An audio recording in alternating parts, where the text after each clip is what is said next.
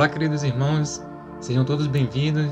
Estamos aqui mais uma vez para iniciarmos o nosso programa PodMap. E aqui estamos aqui com nossos dois participantes, o irmão Edson e o nosso irmão Elias.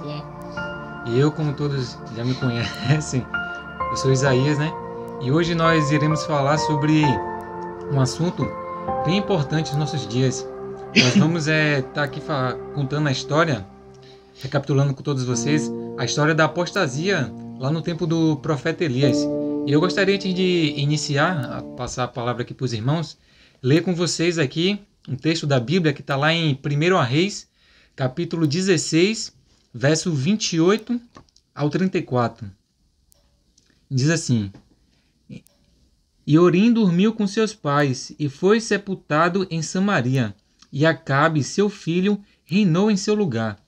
E Acabe, filho de Orim, começou a reinar sobre Israel, no ano 38º de Asa, rei de Judá. E reinou Acabe, filho de Orim, sobre Israel em Samaria 22 anos. E fez Acabe, filho de Orim, o que era mal aos olhos do Senhor, mais do que todos os que foram antes dele.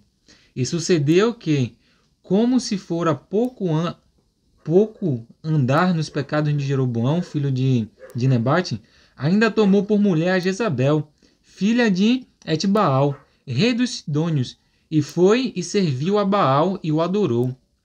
E levantou um altar a Baal, na casa de Baal que edificara em Samaria.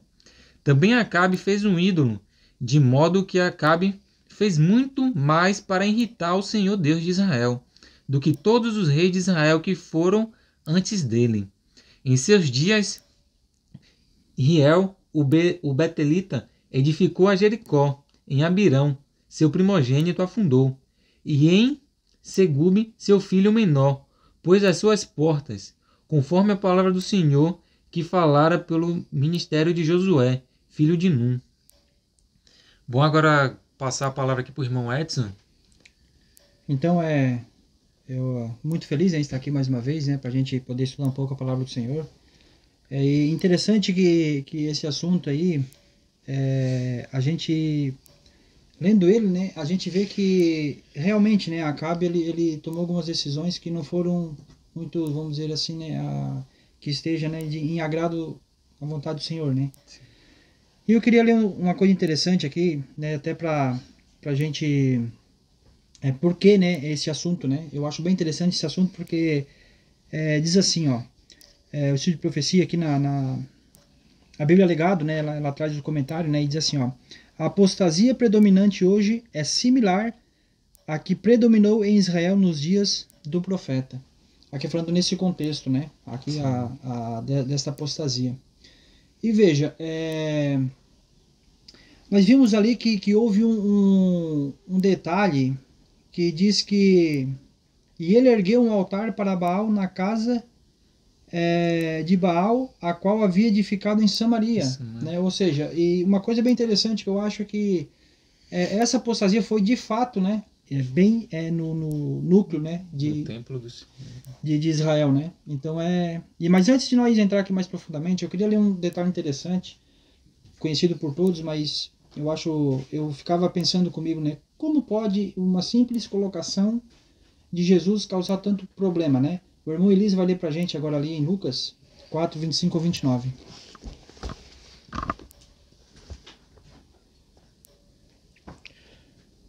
Mas em verdade eu vos digo que muitas viúvas existiam em Israel nos dias de Elias, quando o céu se fechou por 3 anos e 6 meses, e houve grande fome por toda a terra.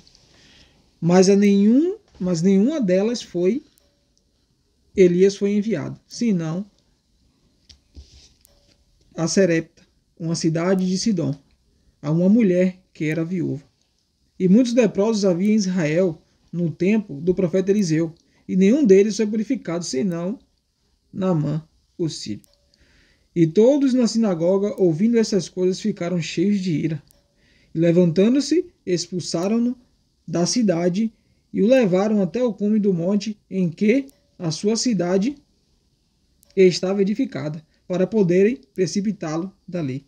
Mas ele, passando pelo meio deles, seguiu o seu caminho. Então, vocês percebem ali que uma simples afirmação de Jesus, né, gerou um certo desconforto, né, ao ponto deles querer matá-lo, né? Então, eu fiquei pensando, eu digo, mas como, né? Por quê, né, esse problema, né? E nós vamos entender um pouco sobre isso, né? Por que houve esse problema, né? E já adiantando, eu queria dizer que o povo que ali ouviu entendeu a história. Ou melhor, entendeu o que Jesus falou. Eles compreenderam, eles conheciam a história do seu povo, né? E quando Jesus falou, eles logo perceberam e quiseram matar Jesus. Então, mas eu quero voltar, talvez eu creio que não vou me esquecer, mas senão nós vamos voltar àquele texto e comentar ele depois que nós estiver aqui no decorrer. E eu queria ler aqui o seguinte, ó. Diz assim, ó.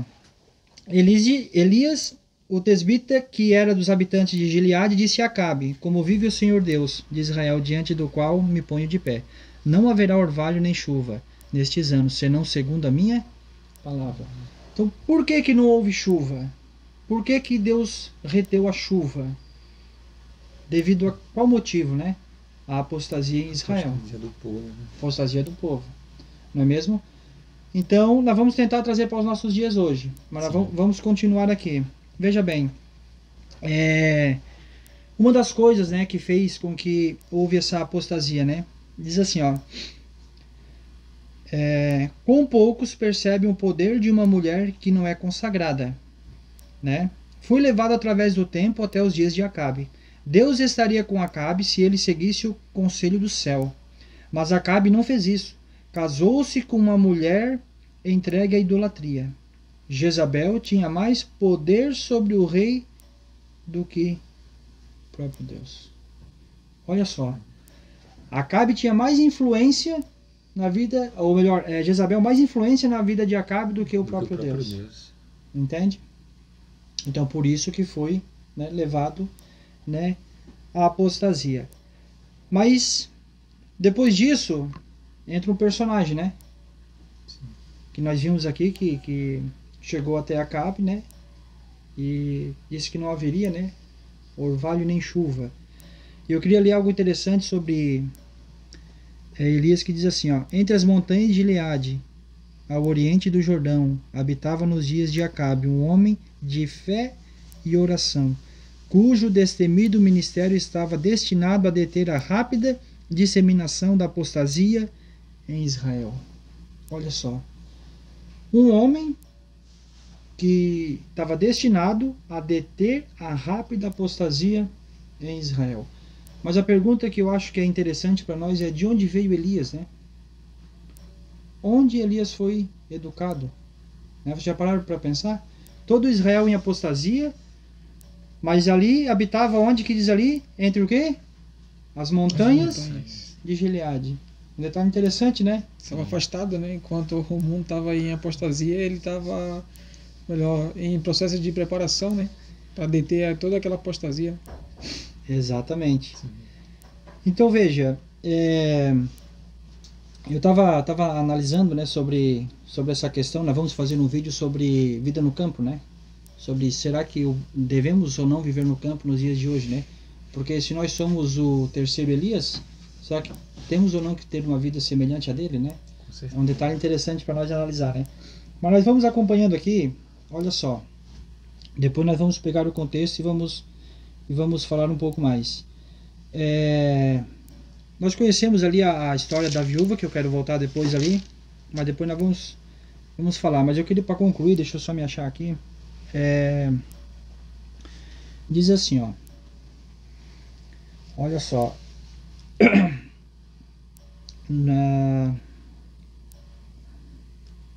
Aqui.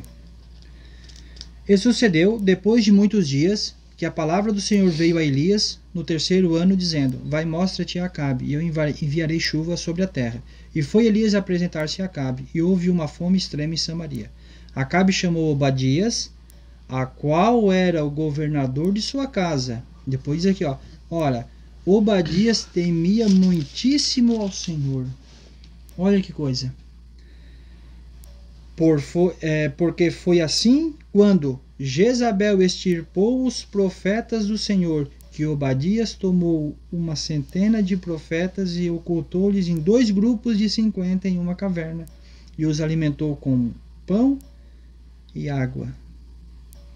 Queria pegar esse ponto também. Quem eram esses profetas? Né? De onde vieram esses profetas? Então, os 7.000 Que não se Não, dobraram. esses se dobraram? aqui eram 100 que foi posto em 50 e 50. Né? Dois Aqui grupos diz, de 50, né? Obadias viu que Jezabel estava querendo matando os profetas, melhor dizendo. Obadias temia muito ao Senhor e pegou 50, pôs numa caverna, 50 em outra e levava pão e água. Né? Mas eu pergunto, quem eram esses profetas? Quem eram esses profetas? Quando eu ouvi a primeira vez, eu achava que eram profetas como, por exemplo, Isaías, Amós, né? Enfim, esses profetas bíblicos, né? Que profetizavam. Possivelmente poderia até ser aqueles que estudaram juntamente na escola dos profetas ali com Samuel, E são naquele esses. tempo, né? São esses. Que tiveram a verdadeira educação. Sim. Trazendo para o nosso dia de hoje. Olha Sim. que coisa interessante. Então você veja que os únicos... Aqui nós vimos claramente a escola dos profetas em ação. A escola dos profetas. Por isso que diz que Elias, né? Eu vou ler novamente aqui, ó. Eu vou achar aqui, olha só. Qual texto tá? Aqui não, eu vou ler agora no Espírito de Profecia. Que diz aqui, ó. Entre as montanhas de Gileade, um homem do oriente do Jordão habitava nos dias de Acabe, um homem de fé e oração, cujo destemido ministério estava destinado a deter a rápida disseminação da apostasia em Israel. Entendeu? Então, veja bem, a princípio, quando eu via os filhos dos profetas e Jezabel matou todos os profetas, eu achava, olha, mas tinha profeta naquele tempo, né? Sabe, eu não tinha conhecimento, né? Mas depois de estudando eu fui ver que se tratava dos filhos dos profetas. E eu fui entendendo, né, um pouco mais sobre por que os profetas não eram recebidos em Israel. O único profeta que foi bem recebido, você pode analisar, foi Jonas, não em Israel, mas o mais bem sucedido foi Jonas, que pregou fora de Israel. Todos que foram, tanto é que Jesus falou, eu enviei Jerusalém, Jerusalém, que mata os profetas e apedreja aqueles que foram enviados. Quantas vezes quis eu reunir vocês? Como a galinha reúne os pintos debaixo das asas, etc. Né? Então, assim, ou seja, eles não recebiam os profetas. Por quê? Porque os profetas não eram credenciados, não eram sacerdotes, porque o sacerdote era responsável pelo povo. Daí surgia vamos dizer, um Elias da vida, que era afastado de Israel, longe, que ninguém o conhecia, e dizia, mas quem és tu para vir? Que ele queria repreender. Querer nos repreender, por nós Sim. somos os responsáveis, né? Temos, vamos dizer assim, a credencial para cuidar do povo. Nós sabemos... Ele vem então de uma linha irregular. Linha irregular, exatamente. Ou seja, não era a linha regular, não era o plano A de Deus, né? Então, e nós vimos que, nós sabemos que Samuel levantou a escola dos profetas porque o plano A de Deus tinha falhado, que eram os sacerdotes, os levitas, né? Os responsáveis pelo povo. Então você veja que nós vamos aqui analisando e vimos uns detalhes interessantes. Então vamos lá. Acabe levou Israel à apostasia, foi o que nós lemos aqui, certo? E veio uma mensagem e disse, olha, não haverá orvalho nem chuva, enquanto não resolver esse problema, certo? E Elias foi perseguido, certo? E eu quero achar um texto aqui, que vocês vão achar interessante, olha só. Em Profetas e Reis diz assim, ó. Fracassando em seus esforços contra Elias, Jezabel determinou vingar-se matando todos os profetas de Jeová em Israel. Nenhum devia ser deixado vivo. A enfurecida mulher executou o seu propósito no massacre de muitos servos de Deus. Nem todos, entretanto, pereceram, né? Nem todos. Nós vamos ver depois ali os 50 que Obadias escondeu, 50 que seriam 100, né? E depois, mais na frente na história, vamos ver que tinha ali os 7.000, né? Que não tinham dobrado os joelhos a barro, né? E a pergunta que nós vamos fazer aqui, né, é o seguinte. Por que ele não achou o profeta Elias, né? Para onde tinha ido o profeta Elias? Né? E daí é onde que entra a questão que eu pedi para ler lá no começo. Ele tinha ido para onde? Para a cidade... A viúva de Sarepta. Entendeu? Mas nós já vamos voltar a ler. Depois diz assim, ó. Instigado pela rainha, Acabe insistiu a mais diligente busca para descobrir o lugar de esconderijo do profeta. As nações circunvizinhas, de longe e de perto, enviou mensageiro em busca do homem que odiava. Depois vai continuando o texto aqui. Ou seja, houve uma busca incansável por trás de quem? Atrás de quem? Elias. Não achou Elias, Jezabel fez o quê? Mandou matar os profetas. Os profetas. E eu pergunto, por que mandou matar somente os profetas? E o restante de Israel? Tinha os 100 que tinham sido escondidos. Sim. Né? E o restante? Eu acredito que aqueles que cederam às vontades dela e se acovardaram diante da mensagem. Exatamente. A gente vê ali também, trazendo ali para a questão da estátua de Nabucodonosor. Acho que quantos do povo de Deus não tinha ali no meio daquela multidão ali? E somente os 3 jovens não se curvaram. Não temeram a morte, né? Imagina ali a opressão de Jezabel em fúria da severidade da profecia que foi dada, que nem ia ter chuva, nem orvalho, nem ia ter nada. E não achando Elias, para descontar toda a sua raiva, queria descontar os profetas. Então, aqueles que não estavam alicerçados ali na palavra e não queria Cadê os ceder. Os discípulos de Elias aí? Para nós aí poder... Então, aqueles ali, com certeza, não quiseram aparecer, né? Não quiseram dar a cara a tapa, assim como se dizer, né? Diante da mensagem. Não se posicionaram, Não se posicionaram, Aí é que tá o problema da gente se posicionar. Aí é um detalhe interessante que eu fico pensando, né? A gente deve evitar problemas. Muitas vezes há pessoas que procuram problemas, né? Mas o fato de nós muitas vezes não se posicionar, muitas das vezes nós estamos nos acovardando. E a gente tem que saber ter o discernimento correto, muitas vezes, né? Mas vamos continuar aqui, para nós encerrar e depois nós fazer uns paralelos aqui. Então, mais uma vez, acontece que Acabe em apostasia, Deus chama Elias, pode-se dizer que também os da escola dos profetas, não está no texto, mas podemos colocar, porque também foram caçados, né? E diante de tudo isso, né, não houve a chuva, né? Porque daí Elias deu uma mensagem, nós sabemos que ele deu a mensagem a Acabe, né? E não houve orvalho nem chuva, e devido a isso foram caçados, né? E depois Elias encontra Obadias e fala, olha, fala para Acabe nós se juntar no Monte Carmelo, lá no Monte Carmelo vamos resolver a situação. E daí nós não vamos ler, né? Mas chega no Monte Carmelo, Elias faz o quê? Até quando cocheareis entre 2 senhores? Se é Baal, segue a Baal, se é Deus, segue Deus. Ou seja, a mensagem direta, né? Ou seja, houve ali, pode-se dizer, um peneiramento. Sim. Né? E nós sabemos a história que daí acontece ali, que Elias vence a batalha, né? E depois que venceu a batalha, o que acontece? Vem o quê? A chuva sobre Israel. Entende? E nós vamos fazer alguns paralelos agora, que é o seguinte.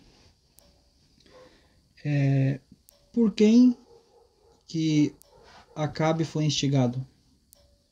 Mulher. Por Jezabel, que profeticamente quer dizer o quê? Mulher profeticamente? A igreja. Uma igreja. Uma igreja que persegue, uma igreja que trabalha com ditadura. Sim. Uma igreja que... nós sabemos que no passado perseguiu muita gente, né? Perseguiu e matou muitas pessoas, né? Ou seja, nós conhecemos a história, a época da Inquisição e etc, né? E trazendo para os nossos dias de hoje, veja bem, por que muitas vezes a nossa igreja persegue algum mensageiro? Vamos deixar claro aqui que muitas pessoas realmente não estão num bom espírito, né? Não estamos falando desse tipo de pessoa. Estamos falando de pessoas que zelam pela igreja, né? Pregadores que pregam uma mensagem de reavivamento e reforma, né? E eu fico me perguntando, eu quero ler aquele texto novamente, que diz assim, ó, a apostasia predominante A apostasia predominante hoje é similar à que predominou em Israel nos dias do profeta Elias, né? Então veja bem, por que que hoje você olha aí, muitas vezes, não sei se já aconteceu com vocês, né? Você leva uma mensagem baseada na Bíblia, no Espírito de Profecia, uma mensagem da igreja e a gente não é bem recebido, né? Por que que há pessoas hoje, como por exemplo, alguns pastores, né, que esperam ser jubilados para depois poder pregar? Eu já vi muitos pastores pregar uma verdade de reavivamento, né, uma mensagem de despertar, né? Será que tem alguma união, pode-se dizer assim, como se diz, nos bastidores, né? Alguma união que não é, vamos dizer assim, um compromisso sério, mas há algum encontro nos bastidores, né? Vamos dizer assim, com uma outra igreja, né? Para colocar, por exemplo, perseguição entre o povo de Deus, perseguir os profetas do Senhor, né? Então é algo que nós temos que analisar. E veja bem, acontece que nós estamos esperando a chuva serôdia. Nós estamos esperando a chuva serôdia. Mas só vai haver a chuva quando remover esta aliança. Ou falsa aliança, né? Como diz aqui, a aliança de Acabe e Jezabel, quando foram no Monte Carmelo ali e romperam, que o povo de Deus tomou sua decisão, né? E é interessante nós levantar aqui um ponto que a decisão não é só do lado positivo, né? Muitas vezes a pessoa acha que a decisão é do lado positivo, a pessoa decidir por Deus. Não, a decisão é a pessoa decidir por Deus ou não, né? Ela tomar uma decisão ali na vida dela. Então hoje, veja bem, os profetas do Senhor hoje, né, que temos hoje, que pregam a palavra do Senhor, né, se você analisar, são pessoas que são da escola dos profetas, entre aspas, como se diz, ou são de Israel, do Israel espiritual, né? É fácil, é só você ver o trabalho que está sendo feito, né? E eu pergunto, por que que os ministérios são perseguidos, né? Muitos ministérios. Tem muitos que não estão num bom espírito, né? Mas aqueles que estão num bom espírito, que tentam fazer, né, a vontade do Senhor, né? Por que que há essa perseguição, né? E daí você pode dizer, não, mas talvez você está indo longe demais, né? Nessa falsa união nos bastidores que está acontecendo. Mas daí eu pergunto, no Espírito de Profecia fala que na tribuna sagrada, né, será pregado falso sábado, né? E eu pergunto, de onde vem essa doutrina? Né? E eu faço outra pergunta, de onde é que vem a Semana Santa? E agora eu vou fazer mais outra pergunta, de onde vem a festa de São João? De onde vem a festa? De onde vem tudo isso? De onde vem a imortalidade da alma? Existe uma igreja que ela, infelizmente, ela manipula as outras denominações. Veja, festa de São João. Precisa dizer mais alguma coisa? Festa de São João, né? Como se diz ali a questão, a Semana Santa. Ou seja, se você, por exemplo, prega hoje sobre essas doutrinas, né, básicas da Igreja Católica, vamos dizer assim, porque para eles é santo, né? Uhum. Se você prega isso na nossa igreja hoje, você é taxado como quê? Você é perseguido, não é? Você é perseguido, assim como foram os profetas. Então você veja bem, não pode tocar nesses assuntos, né? E muitos outros, né? Como eu já gravei um vídeo falando aqui, né? Sobre muitos outros pontos. E eu queria ler aqui um detalhe interessante para nós concluir. E diz o seguinte, que Elias disse a Acabe, depois que houve o confronto, né? Cada um tomou sua decisão. Levanta-te, come e bebe, porque há som de abundante chuva. Assim Acabe subiu para comer e beber, e Elias subiu até o cume do Carmelo e lançou sobre a terra e pôs a face entre os joelhos. E disse a seu servo, sobe agora, olhe em direção ao mar. E ele subiu e olhou, disse, não há nada. E ele disse, vai novamente 7 vezes. Então veja, depois que Elias deu a mensagem, ele foi perseguido, depois ele voltou e disse, vamos reunir no Monte Carmelo. Se reunir no Monte Carmelo, ele reuniu todo Israel, certo? E ali nessa reunião que houve ali, acredito eu que havia líderes, havia pessoas, sim, todo tipo de pessoa, né? Classe social, todo tipo de pessoa. Todo o povo de Israel. E chegou ali e ele disse, olha, tome a decisão, se é Deus ou se é Baal, mas tome a decisão. E ali houve, né? Ali o Deus se manifesta, né? E depois acontece o que eu li aqui, né? E eu queria pedir para o irmão Elias ler ali, para nós entender um detalhe interessante. O servo observa enquanto Elias estava em oração. 6 vezes ele voltou do seu posto de observação, dizendo, não há nada. Mas o profeta não se entregou ao desânimo. Continuou a revisar sua vida para ver em que ponto havia falhado em honrar a Deus. Confessou seus pecados e, assim, continuou a afligir sua alma diante de Deus enquanto vigiava para ver se havia algum sinal de que sua oração tinha sido respondida. Enquanto esquadrinhava seu coração, sentia-se cada vez menor, tanto na sua própria estima quanto à vista de Deus. Pareceu-lhe que não era nada e que Deus era tudo. E quando chegou ao ponto de renunciar a si mesmo, enquanto se apegava ao Salvador com sua única fortaleza e justiça, veio a resposta. O servo apareceu e disse, eis que lá se levanta uma pequena nuvem do mar, semelhante à mão de um homem. Muito bem. Então, em que momento ali que houve a chuva, que aconteceu ali o peneiramento, né? E daí ele disse para o seu servo, né? E primeiro ele diz a Acabe, né? Olha, vai vir muita chuva aí. E ele disse para o seu servo, né? Olha, vai lá e olha. E ele orava. E fez isso 7 vezes. Mas quando que veio a chuva? E diz aqui, quando ele viu que ele não era nada e o Senhor era tudo. E aí veio a chuva. Eu só vou levantar uma questão aqui, que é para nós pensar. Trazendo para os dias de hoje, o derramamento do Espírito Santo vai vir antes ou depois do peneiramento? Não é algo a se pensar? Sim.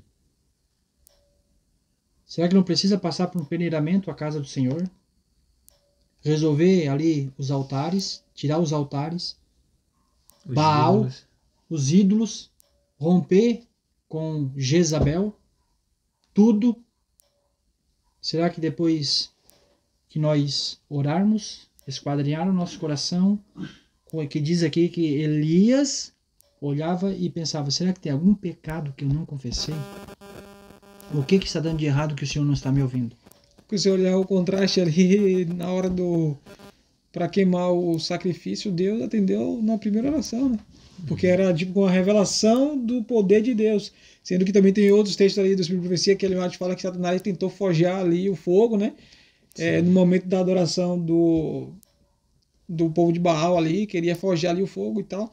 Só que aí o Elias, quando orou para que Deus consumisse o fogo, mandou o pessoal jogar água, jogar mais água, e Deus, ele de imediato, né, ali atendeu aquela oração. Mas aí precisou chegar um momento ali onde o povo, né, depois que houve a escolha ali, como você falou, né, decida um lado.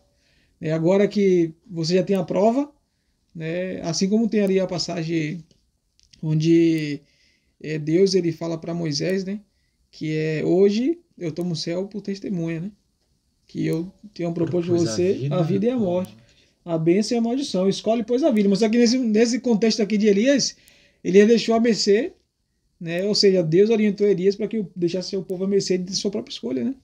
Deus ali, ele não interviu ali nessa questão de orientar o povo a escolha, minha escolha, né? Então deixou ali o povo a... O povo já sabia também. Entendeu? Já sabia. Então, só que ali deixou, mas só que chegou depois que aconteceu tudo isso, precisou chegar um momento, né, de separar a palha do trigo. Exatamente, o peneiramento. Claro. Entendeu? E Elias ali, ele esquadrinhou seu coração. Isso me chama muita atenção. Parece que Elias ele tinha um conhecimento profundo Sim. Porque ele sabia que ele precisava se esvaziar do eu. Isso me chama muita atenção, né? No contexto ao qual ele vivia. Por quê? Porque ele teve a verdadeira educação. Ou seja, ele estudou na escola dos profetas, né? Creio eu que ele era líder, junto com outros, né? E ali a questão, nós poderia entrar também, mas poderia ser uma outra hora, né? A contrafação que haverá nos últimos dias, né? Os profetas de Baal e os profetas do Senhor, né? Então, assim, é uma história que realmente é para os nossos dias. Para nós trazer para os nossos dias. E vamos voltar ali, por que que eles ficaram bravos com Jesus ali, né? Eu já falei ali, né, anteriormente, eu quero colocar novamente aqui, né, porque eles conheceram a história e eles sabiam do que tinha acontecido na época. Mas eu quero chamar a atenção ao seguinte: ele foi enviado aonde? A viúva. Uma viúva. Era de Israel? Não, era Não separada, era de né? Israel. Não era de Israel. E uma mulher que era viúva, tinha perdido o marido. Quem é o cabeça da igreja? É Cristo. Essa mulher podemos colocar como os protestantes. Os gentios. Os gentios. Nos nossos dias de hoje, porque os protestantes são uma igreja que perderam a direção, né? Infelizmente, nós sabemos que há um povo sincero muito grande lá, mas a doutrina eles perderam a direção, perderam o norte, perderam Cristo, pode-se assim dizer. E Elias foi enviado para onde? Para lá. Porque ele tinha sido expulso da onde? Da própria nação dele, né? Da O própria próprio povo dele, né? Por isso que eles ficaram com raiva de Jesus. Está querendo dizer que Elias foi expulso da nossa terra e foi para os gentios lá, foi acolhido e o gentio foi abençoado? Eles entenderam a mensagem no tempo de Jesus. Por isso que eles quiseram matar ele. Uma palavra tão simples que Jesus falou. Havia muitos profetas, muitas viúvas, e ele coloca ali Naamã, né? No tempo do profeta Elias. Mas ele não foi enviado, senão a mulher era viúva. E Naamã, no tempo de Naamã havia muitos leprosos. Mas quem foi curado? Naamã, o Ciro. Entende? Então eu vou dizer para você o seguinte. Nós vamos ser perseguidos aonde que Jesus falou? Primeiro, Judeia, Samaria. Samaria aos confins do mundo. E se você pegar, por exemplo, você conversa sobre alguns assuntos hoje na igreja, você pode ver, você vai ser taxado como causador de divisão e etc e tal. Mas você muitas vezes chega para um protestante, pentecostal, e você conversa, você é bem acolhido. É. E quando sair quando nós dar o alto clamor, pode ter certeza, vamos ser bem recebidos em muitas pessoas protestantes. Vamos ter também perseguição lá, a palavra diz. Mas vamos ser recebidos por muitos protestantes, que vão nos receber de braços abertos e vão ser abençoados por nos receber com a verdade presente. Então, assim, é um simples estudo, né, como eu falei, sobre isso. E não há dúvida que, infelizmente, hoje, na nossa igreja, há uma certa influência para o mal, né? Essa igreja é a única que vai até o fim. Mas existe uma mulher, né, que está tentando, talvez, ter um relacionamento às escondidas, né, com Israel e está causando todo esse problema. E para terminar, Acabe, és tu o perturbador de Israel? E Elias falou o quê? Não, senhor. Foi vocês que abandonaram o mandamento. Mas na história quem estava errado? Aparentemente, Elias. Pois é. Na história, Elias. Tanto é que Dentro do povo, o povo achava que Elias que estava trazendo o problema, a confusão, né? problema e a Exatamente. confusão. É esse aí lá da escola dos profetas, só traz problema, essa gente aí, né? Deixa nós quieto aqui. Mas Elias foi chamado para fazer o quê? Deter a disseminação, a apostasia, né? em Israel. Uhum. Então aí fica para cada um de nós, né? Será que não é esse o chamado que Deus tem para nós? Para cada um de nós? Tem uma frase de Lutero que ele fala: a paz, se possível, mas a verdade a qualquer preço. A qualquer né? preço. Então era o que Elias estava fazendo ali com o povo, né? Trazendo a verdade.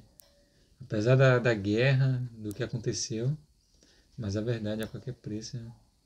Antes de nós encerrar, você lembra ali de João Batista estava pregando no deserto? O que eles mandaram lá para ver quem era os sacerdotes e levitas? E experimenta hoje levantar um ministério para ver se eles não mandam os sacerdotes e levitas ver o que está acontecendo. A história se repete. A história se repete. A história se repete. Se você pegar, por exemplo, a história de João Batista, de Elias, o próprio Jesus tinha seu próprio ministério, isso é evidente na palavra de Deus, né? Podemos até fazer um podcast sobre isso. Ministério independente ali. Com Ministério independente. Então eles fazem isso. E aqui, nessa história, não deu pra gente. Não lemos, na verdade, né? Ali lemos, mas não comentamos, né?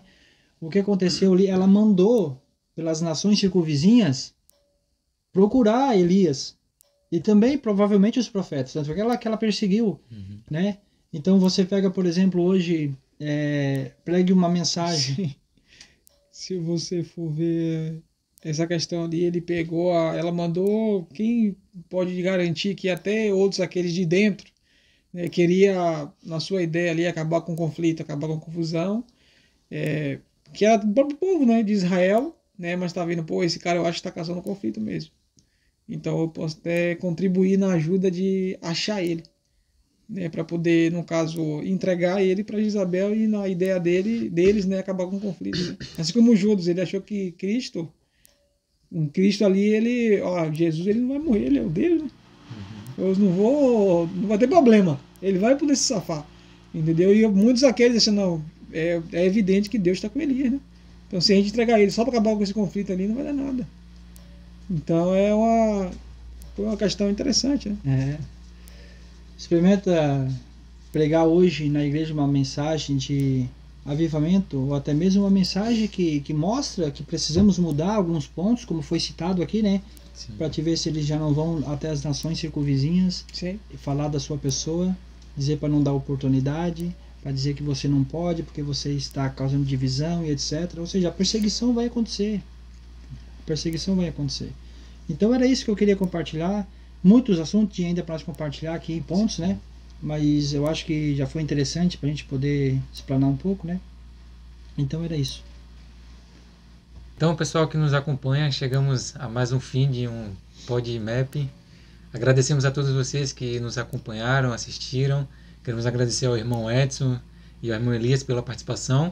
E gostaríamos de pedir a vocês que vocês ajudem a nossa iniciativa aqui nesse programa, no PodMap. Ajudem curtindo, compartilhando, comentando e também se inscrevendo em nosso canal. Deus abençoe todos vocês.